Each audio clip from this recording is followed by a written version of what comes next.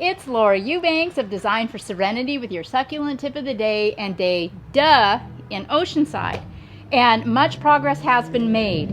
Hannah is picking up a friend at the airport. We have Blonde Terry here to help in the design with Cullen and Mel. And oh my gosh, we are done with this inner bed.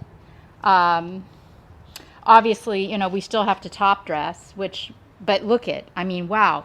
So Greg is going to run drip irrigation all through here and do little micro sprayers wherever you see bromeliads, because the bromeliads need to be watered in their cup.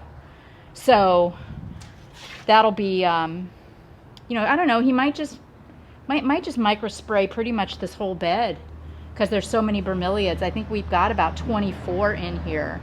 This soil we got in bulk. It's amended topsoil from the local rock yard. And then we got a lot of Baja Cresta rubble. This stuff here to put behind to shore up the mounds so that the dirt doesn't slide down against the foundation, because that can cause moisture, mildew, and a whole host of problems. So you don't ever want your soil pressing against your foundation or your house. We got a few really cool rocks. Onyx is what that is called, from KRC San Marcos yesterday. And I'll show you a little trick. Oh my gosh, but look what Blonde Terry did this morning. Isn't that so stunning? Oh, so pretty.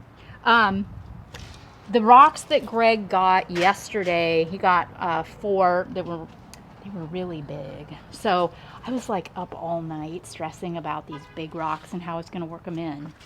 So here was my solution.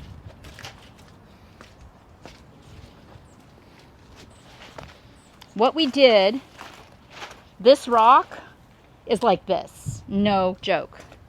So we dug a hole about this deep and we rolled the rock in. So now it works. So if you get a rock and you're ambitious and it looks too big, just dig it into the ground and make it any size literally that you want. We're working out, you know, the rest of the beds now. Greg is starting in on the drip irrigation. One of my members asked me to do some mounding from start to finish. So I'm going to indulge. I'll show you how that works. Okay, so we're just getting started down here at the sidewalk level. And what we did basically was just throw leftover dirt from the cans down in here yesterday. And Greg went and got some 1 foot minus boulders this morning.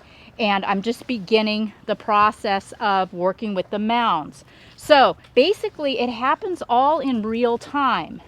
You know, you can see it's not done. I didn't completely mound. The rocks are all over the place because I work as I go. So this pot rock right here, I'm gonna stick here. See how I'm digging away some of the soil?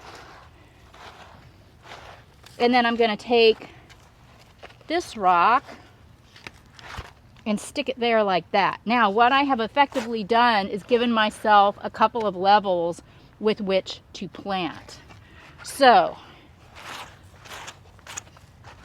now I'm gonna grab, let's do one of these Aeonium, what is it?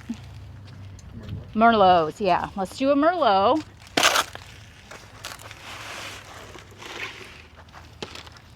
Distress the heck out of it. Remember, I'm coastal. I'm in Oceanside, right by the beach, so I don't need all these roots and soil. The Merlot is another one that doesn't go dormant real hard in the summertime. And I think the texture is going to be really nice here against this agave, attenuate ray of light, and these variegated crassulas. So I'll just tuck that in. And you also want to establish your height. Do you want it higher? Do you want it lower? I feel like that's crowding the ray of light a little too much. So I'm just going to move it over a little bit. Dig down a little deeper too, so it's lower profile. I want this plant to be touching the jade behind it. I don't want to have to deal with a lot of gaps in the tapestry. So Colin can show you, you know, what that looks like planted. And then what I'm going to do is just push the dirt up around it. And anywhere, you know, where it's just, the grade is a little too steep, you can just take a piece of your handy dandy rubble and shore it up like so. So that's mounding for you guys 101. Then if you've got like 1 gallon plants or little, you know, 3-inch or 6-inch, or if you've got some really cute sedum cuttings, you can tuck some material in here. Or if you want that to be exposed and your top dressing rock to show, you can leave it blank. You know, your call, do you. Remember that these plants are going to knit together beautifully over time, so I'm not concerned about planting them. I don't think you can ever plant succulents too close together. So I'm going to take this soil and I'm just going to keep moving downstream with it. And I'm going to create, see how I've kept it away from the foundation. I'm going to make the mounds as high or as low as I want. You know, I want undulations, I want hills and valleys. So yeah, I think what I want to do here is just keep working my way down. And then I'll plant, and see how I put this boulder here to shore up the soil. I'm going to do another, you know, additional plantings here. I'll come down lower, I'll come back up higher. And you know, you'll see tomorrow, because we're wrapping it up for today, but you'll see tomorrow the final effect of my undulations and how I use boulders and how I use rubble and how I use plants to create those magical, that magical movement and undulations in my tapestries. So I hope that little demonstration helped you.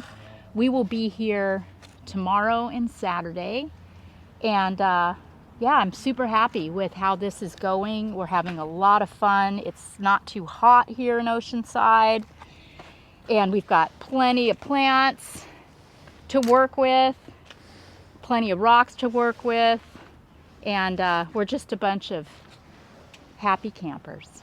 So for Mel, Blonde Terry, Cullen, Greg, Laura, and Hannah from Oceanside with day 2, this has been your succulent tip of the day. Bye, guys.